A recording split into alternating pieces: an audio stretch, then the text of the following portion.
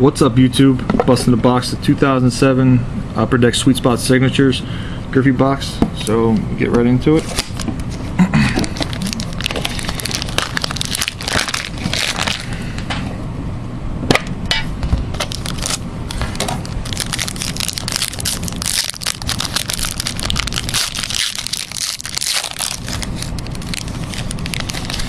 Oh, redemption.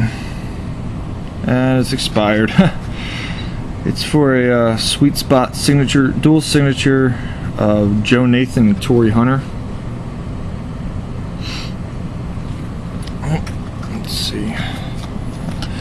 Craig Biggio base. Jake Peavy base.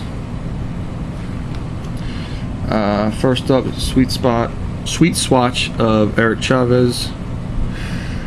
Then we got a Bat Barrel number 3 of 5. Chris Young, red ink. Sick. Number 3 of 5. There's 3 of 5. That's a nice card.